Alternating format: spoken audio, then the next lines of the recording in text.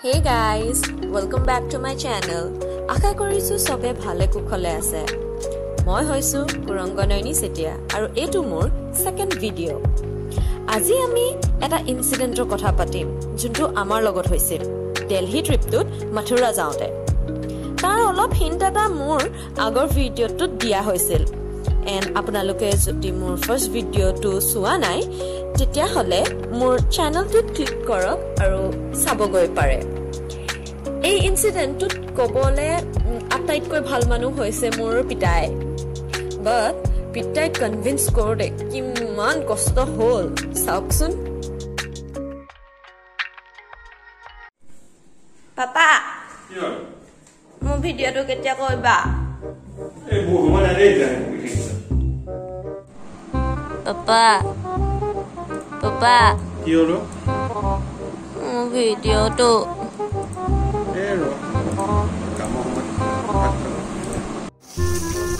Papa papa papa papa মোৰ ভিডিওটো অকল ভিডিও ভাতকেইটা খাব দিছো ভাঞ্জে।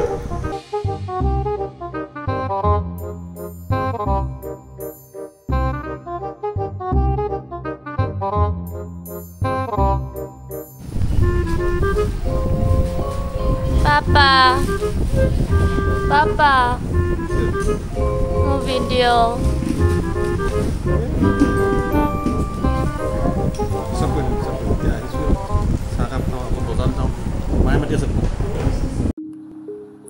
বৰ্তমান আমি এতিয়া ঘূৰি আহিছো এয়াৰপৰ্টৰ পৰা। মোৰ বাক ফ্লাইটত উঠাই থৈ আহিছো। তাই ইটালীলে ঘূৰি গৈছে এতিয়া। এণ্ড এই ঘূৰি যোৱা টাইমটোতে যি পাপাক মই লগ পাম ভালদৰে, চ' সেইকাৰণে পাপাক কিবা কৰি হ'লেও এতিয়া কাহিনীটো ক'বলৈ কনভিন্স অলমষ্ট কৰিলোঁ। চ' কাহিনীটো শুনি লওক আহক। পাপা আজি সময় অকমান পাইছো। মই গাড়ী চলাই আছো। তুমি গাড়ী চলাই আছা?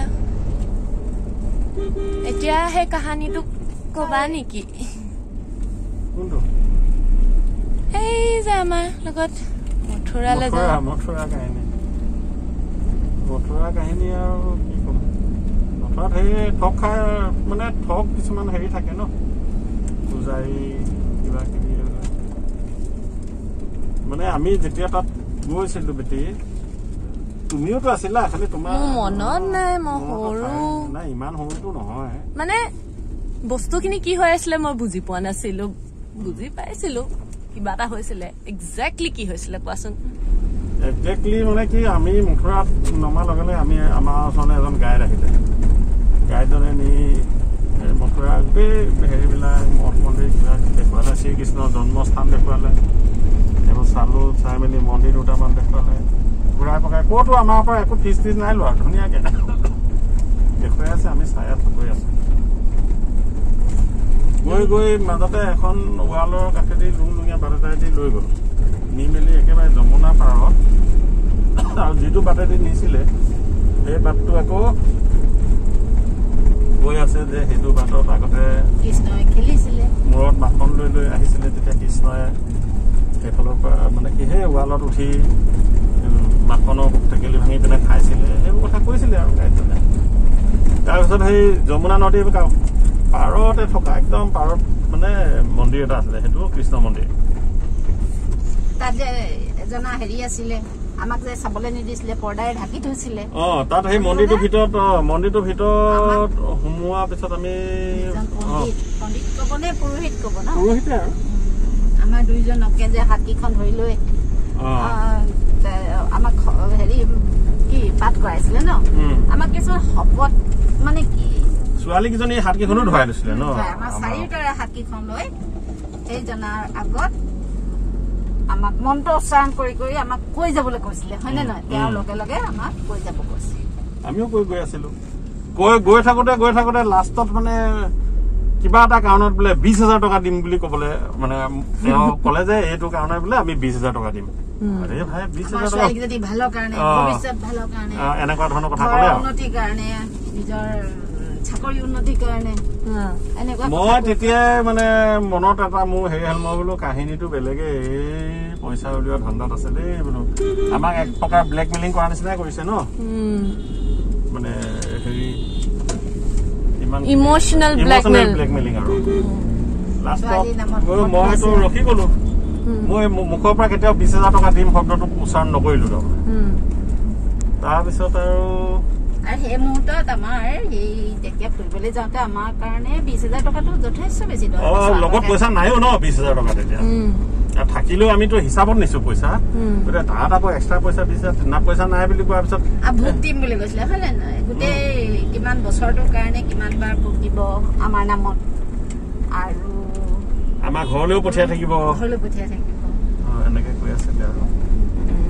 তাৰপিছত 20,000 টকা দিব নোৱাৰো বুলি কোৱাৰ কাৰণে তাৰপিছত ক'লে যে পইচা নাই বুলি কওঁতে ক'লে পইচা নাই যদি বোলে ইয়াত ATM আছে ATMৰ পৰা উলিয়াই ন এনেকুৱা ধৰণৰ কথা কিছুমান ক'লে লাষ্টত গৈ তেওঁ 20,000 নাই যদি বোলে 11,000 দিয়ক বুলি ক'লে আমি 11,000ও দিব নোৱাৰো বুলি ক'লে তাৰপিছত 5,000 টকা দিয়ক বুলি ক'লে 5,000ও দিব নোৱাৰো লাষ্টত গৈ 3,500 টকাত মই তেতিয়া তোমালোকৰ মা মুখলৈ চাইছো মই অকলে থকা হলেতো মই পইচা নিলো কিন্তু মায়ে মানে এইবিলাকত কথা এটা কৈ দিয়াৰ লগে লগে ছোৱালী কিজনী ভৱিষ্যতৰ কথা কৈ দিয়ে তাই সৰু সৰু হৈ আছে কিজনী হাও দিব নাই সেইকাৰণে ভাৱ এটা আহি যায় ন আমাক ভয় খুৱাই দিলে আমাক সেইটোৱে কৈছো আৰু ইমোচনেল ব্লেকমেইলিং কৰি দিলে লাষ্টত 3,500 টকা দিলো 3,500 টকাত সেই তাতে যিবিলাক আশ্ৰম আছে আশ্ৰমত থকা মানুহবিলাকক এসাঁজ খাবলৈ দিব আৰু আমাৰ নামত সেইটোকে কৰি থৈ আৰু গুচি আহিলো কিন্তু মানে সেইটোৱে আৰু আমি তাত গৈ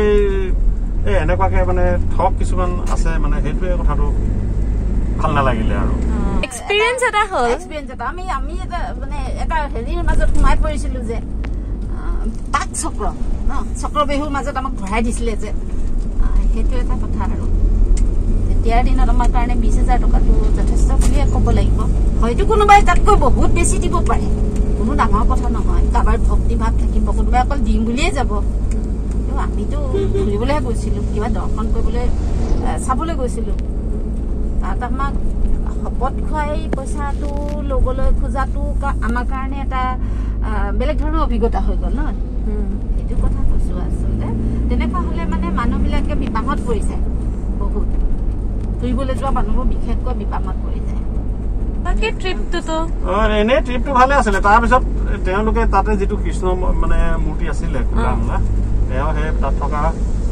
পুৰোহিতজনে কৈছিলে যে এইটো মূৰ্তিটো বোলে অসমৰ পৰা অনা আৰু কিবা শংকৰদেৱৰ নামো কৈছিলে কিবা শংকৰদেৱে পাইছিলে আমাৰ ইয়াত দিলেহি নে কি এনেকুৱা কিবা এটা ক'লে আৰু কথাবোৰ একজেক্টলি মনত নাই পাহৰি গৈছো সেইকাৰণে হয়তো বেলেগৰ আগত অসমৰ পৰা পোৱা বুলি কৈ নকয় নাজানো হয়তো আমি অসমৰ পৰা গৈছো কাৰণে এনেকুৱা ধৰণৰ কথাও ক'ব পাৰে যে অসমৰ পৰা আহিছে not sure about the story so here আছিল আমাৰ লগত হোৱা সেই ইনসিডেন্টটো প্ৰত্যেক ট্ৰিপতে ভাল বেয়া দুইটা এক্সপিৰিয়েঞ্চ থাকে মোৰ আগৰ ভিডিঅ'টোত আমাৰ যিমান ভাল এক্সপিৰিয়েঞ্চ আছিলে গোটেইখিনি ক'লো আৰু Delhi ট্ৰিপটোত it just this small little incident যোনটো আমাৰ অকমান পছন্দ নহল and felt like sharing this incident with you guys so যদি ভিডিঅ'টো ভাল পালে তেনেহলে লাইক কৰিব আৰু আপোনালোকৰ লগতো যদি এনেকুৱা কিবা এটা হৈছে তেনেহলে কমেন্ট কৰিব and please shareও কৰিব আৰু যদি subscribe কৰা নাই subscribe কৰিব and see you all on the next video bye